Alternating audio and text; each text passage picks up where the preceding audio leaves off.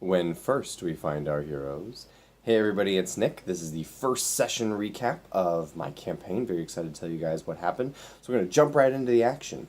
The narrative piece that I sent my players as a warm-up, I'm not entirely sure how many read, but it wasn't required. I sort of started off the game's narration with the second half of that narrative piece, sort of explaining, hey, you're on the deck of this ship, and the captain is standing up there, and he's introducing who the officers are and describing what the mission is and the expectations that will be upon you as a crew. There's also a warning of a significant danger out in the place that you're going to. There are storms and pirates and sea monsters and potentially hostile native tribes and disease and all kinds of things to worry about. And so just setting the stage for, hey guys, this is not going to be a carnival cruise here. There might be some danger.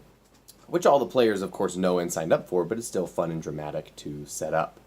So I had a problem to start the game off. I had to figure out, how do I get them from where the game starts to where the game starts?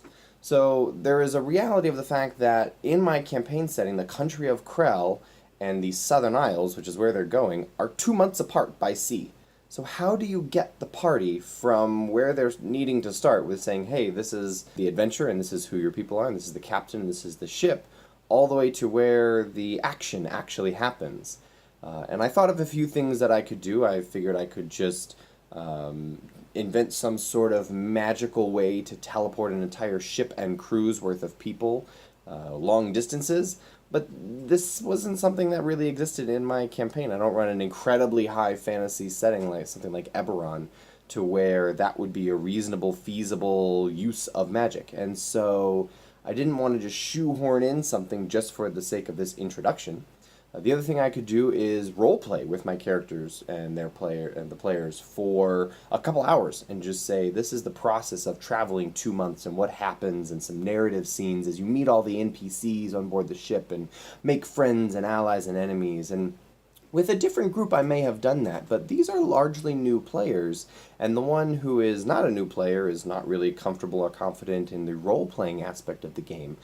And so I didn't want to put them on the spot for a long time at the beginning of the game and say, dance, monkeys, or anything similar to that. I wanted to sort of jump right into it. I also prefer hot starts to campaigns. I like jumping right into the action, the James Bond, Indiana Jones kind of opening, where you sort of set up a little bit about this is the situation, but then you immediately get into the fighting. And there's a few reasons for that. I don't need to ramble about why I like that, but I had this problem of how do I get them there. And what I ended up doing, I spent most of the summer, my whole campaign planning time, aware of this problem and trying to ask various subreddits and discords and friends, what do you guys think I should do? And I eventually came to the understanding that what I was just going to do was smash cut. I was just going to say, this is the opening, this is the prologue, the introduction, the captain is going to monologue for a little bit, and then smash cut 2 months later. My hesitation with that was that would mean there was a desync between what their characters knew and what the players knew. What it allowed me to do was sort of shortcut some of the role-playing for the new players and say, okay, as this individual walks up to you, you would know, based on your 2 months of interaction with them, that this is normally a very lighthearted and jovial and jolly character, but they seem very somber and morose right now. And that would sort of set up some context for the scene that was about to play out, without having to force them into actually role-playing all the discovery of that character's emotions. So I thought that was sort of an interesting workaround. Not going to be the fix for every group, but if you have players who maybe aren't into role-playing right off the bat, you can definitely do things like, say, from your experience, you just know this thing, without making the players learn it at the table and in-game. That is a totally reasonable solution to a problem like I faced. So that's what I did, is I smash cut to 2 months later, and the action started to begin. So the captain is in control of the ship, and they are nearing their destination. They're on the farmost western edge of the whole Southern Isles region. And it's been a couple months at sea, and the captain is well aware of the fact that some of the men need to go ashore, as well as the fact that they need new supplies and food, some fresh water, fresh fruit and meat would be great. That's not fish. Various supplies for repairing the ship, wood and tar, anything like that. And so there's a small island that is coming up, and the captain says, hey, let's go ashore there. It's very small, like a mile or two in diameter, I described it, and the captain kept a couple of people on board the ship because he wanted to offend as few people as possible, right? Everyone's been at sea for a long time, they want to go ashore. So he kept only a couple people aboard the ship and sent most people out in foraging parties and hunting parties and gathering supplies and resources, and the players were one of those groups. And they seemed to be randomly selected. I knew who the players were and just said you, and you. But it's sort of the first time their characters would have been thrown together in a situation where, hey, you need to be teammates and work together. And this was sort of my process of introducing the concept of them as a party, right? And so they go and are told to go hunting. And I wanted to be hunting and not anything else because I wanted them to have the process of fighting something. Obviously, like if you're, okay, cool, your first encounter is collecting berries. That's not nearly as engaging as hunting something. So especially because so much of the game is designed around combat, I wanted to throw it in right away. So they're doing some of the standard things. They're trying to find running water and fresh tracks, and they find some boar tracks, and they follow the boar tracks, and then they come to a clearing, and they see a couple boars, and there's some rocks and trees and a river, and I just draw the scene out for them, and it's a pretty standard thing. They get some attacks off on the boars, and very quickly, however, we realize something. The party has two melee individuals, a monk and a paladin, and that's it. And the only healing they have is from lay on hands from the paladin. The paladin who rushes straight in and attacks the boars. Seemingly reasonable course of action. The paladin rushes in and attempts to inflict pain upon the boars that they are hunting and strike them down and kill them. Here's the problem. Then all the boars went. So the paladin takes his turn, and then the three boars get to act. And I think he went down in the first round. I think he went unconscious in the first round because as a first-level mighty paladin, he had 12 hit points. And he was probably one of the only ones in double digits, with the exception of Travis, the fighter. And so he goes down almost immediately. The party has a minor panic attack, but they quickly clean up the rest of the boars, and it's no problem. They stabilize Edward as he is unconscious, rolling death saving throws. So it ends up being not that big a deal, but they know they have an unconscious friend for the next 1d4 hours. I rolled behind the screen. I did not tell them what the result was because they would not have known. And so now they have a problem. What do we do for the next 1d4 hours? Well, what they did is they skinned the boars and made a sled and attempted to bring it back to the beach so they could load it up on the ship, salt the meat, recover their friend, maybe rest for the evening, and then go out in the morning and try to do it all again while they were still at the island. And so, to walk back a little bit here, as they were skinning the boars, I was firing from the hip. I had not considered how much meat do we get from the boars, so I made something up. And as the players were talking and discussing and arguing about what to do next, I did a quick Google because one part of my DM screen is my laptop. And I was able to Google something real quick and figure out how much meat does a fully grown adult boar generally have harvestable on it. And I was actually pretty close. And so that's sort of a little lesson is you can either Google and try to find the exact answer or just guess, fire from the hip, and do the best you can and keep the game moving. But they make a sled, they drag the 250-ish pounds of boar meat from the 3 boars they'd collected and skinned, not excellently, but okay, as well as their unconscious friend, Edward, the paladin. They're taking them back to the beach, and they are trying to be a little wary of the situation, and I have their passive perception scores. And they notice some movement in the trees. Not all of them, just a couple of them notice some movement in some trees, and they thought, uh-oh, more boars. But then a stone comes zinging out of the tree line, and they go, boars definitely do not sling stones. So a lot of them can't tell who or how many these individuals are, and they try to hide for cover.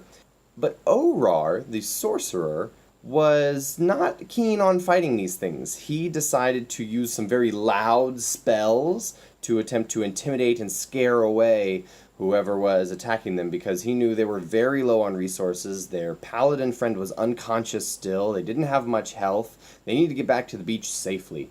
So he spent a couple of rounds using things like Thunder Wave and other spells like that to and intimidation checks, which were pretty solid checks, to scare away whoever was doing this ambushing, and it was rather successful, or at least they thought. Stay tuned.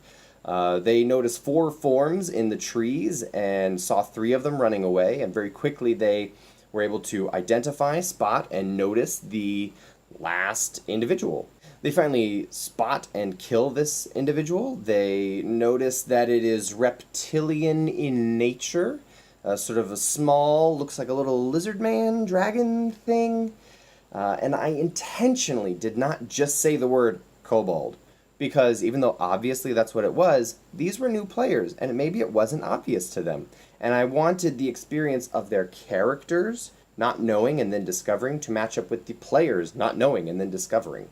The one veteran in the group, Matt, playing Orar the Sorcerer, was awesome. Just a great sport about the whole thing. He never said the word kobold until I had said it way later on.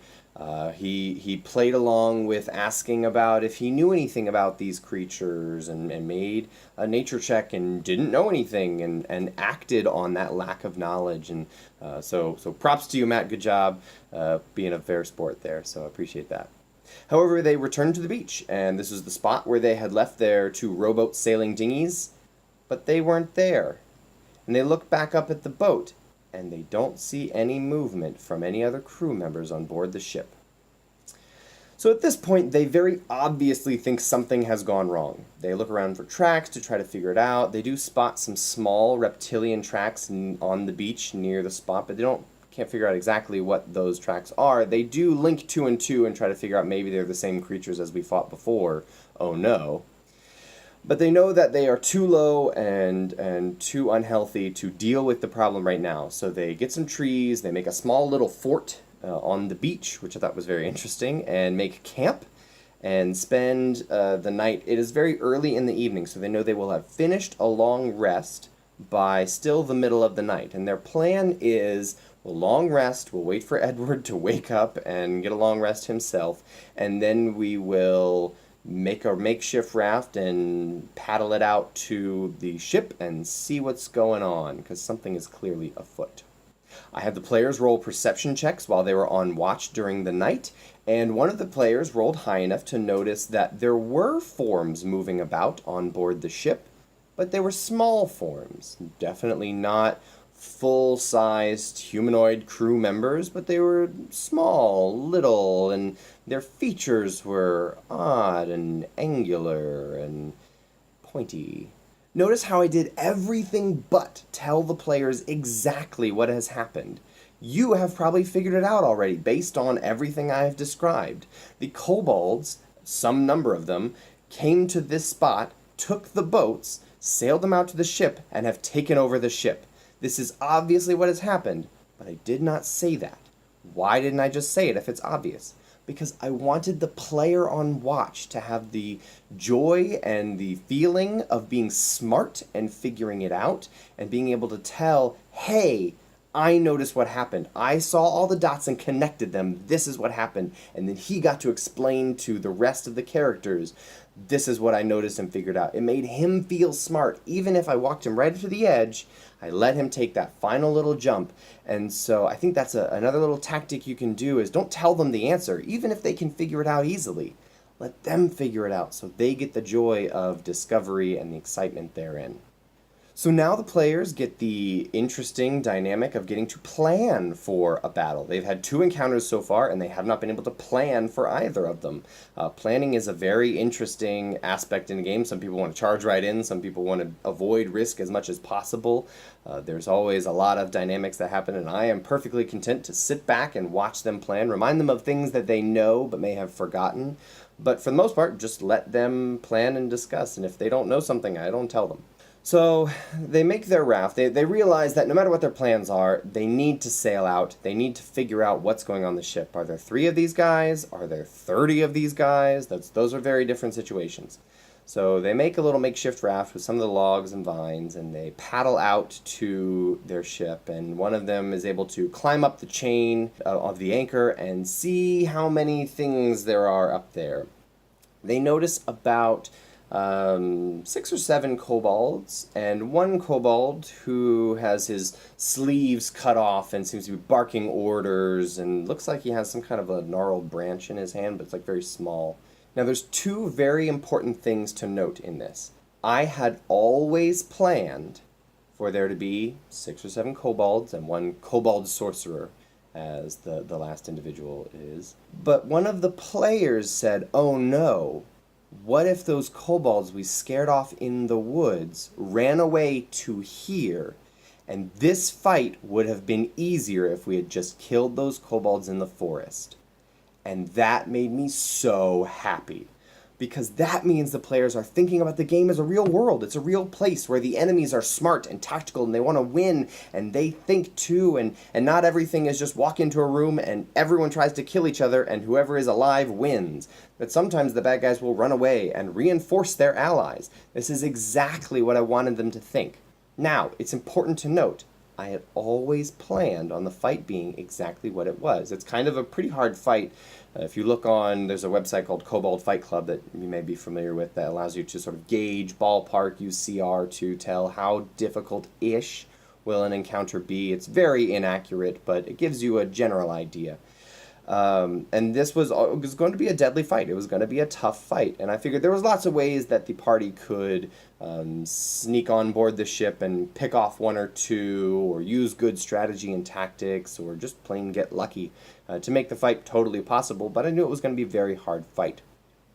However, the fact that they were thinking about the game in such terms that the bad guys could run away and make the fight harder was awesome. It would reinforce the world as a real place to them, and that was very exciting. But remember, we're going for the illusion of a secondary real world, not the reality of it. So I did not make there be 9 kobolds in this area, plus a kobold sorcerer. That would have been a TPK. Not a good idea. So the party begins their planning and execution process. They don't even really talk about stealthy options. They don't have a rogue in the party, so maybe they're not thinking along those lines. That's perfectly fine with me. So what they do is they have 2 individuals flank one side of the ship, 2 individuals flank the other, and one is in the stern trying to climb up aboard and immediately engage that kobold sorcerer. So they work out a signal, work out timing, and the signal and timing is not perfect, but they're able to get up on board the ship, and Orar, the storm sorcerer, leaps on board and attempts to intimidate the kobolds and blast their leader off with a large thunder wave, and he does successfully kill 1 kobold. But it's just 1 kobold. Now, goblins may have broken and ran at this point, but I see kobolds having their alignment being lawful to mean they are made of a little bit sterner stuff, that they don't break and run at the first sign of danger, especially when they have their leader here. They only retreated in a previous condition because they weren't certain what the conditions would be, and they didn't feel like they had the certain upper hand, but now they have their powerful, magical leader with them, and so they are going to fight tooth and nail for this ship that they have discovered. So the fight breaks out in full, and things start to go pretty well for the heroes at first. The kobold sorcerer misses his chromatic orb 3 rounds in a row, and that would have been a significant amount of damage. The kobold sorcerer, by the way, I had tweaked a little bit from the version of it, the stat block in Volo's Guide to Monsters. It did not have the spell Scorching Ray, and I figured, a 2nd level spell against a party of 1st level characters, that was going to spell certain death. So I tweaked a little bit like that. I figured maybe it used it in the battle to take over the ship. Maybe this kobold sorcerer wasn't powerful enough to cast that magic. Be that as it may, I just edited the spell list to make it more plausible and also possible for the heroes to win. So the sorcerer is casting its chromatic orb at Orar, the PC. And things are going okay for the heroes. There's a lot of kobolds. A lot of them are missing, but there are a lot of kobolds, and they get a lot of attacks between all of them. The kobold sorcerer, has not made much of a difference in the battle thus far, but he is boosting the morale of all of his soldiers, and they do not run. And the fight was going pretty well, right up until the point when none of the players seemed to be able to roll into the double digits. The fight at that point started to slip against them. The monk and the paladin were both surrounded and flanked by enemies, and it starts to go poorly for those 2 solo melee characters. And that is the point in the battle where things flipped dramatically. Because at the very next round of combat, 2 player characters went unconscious. Both Tico the Monk and Edward the Paladin are on the deck of the ship, bleeding out. Out of desperation, Auror makes one last attempt to intimidate everyone using the spell Thunderwave to create an enormous shockwave and shouting at how many dead kobolds there are and they need to flee and their sorcerer won't protect them and all. He made a really decent, impassioned, in-character appeal to intimidate these kobolds. And combined it with a pretty good roll, and I thought it was relatively reasonable. So I sort of rolled for all of the kobolds to see what their reaction was. The kobold sorcerer being the first, and the kobold sorcerer failed. So he broke and ran.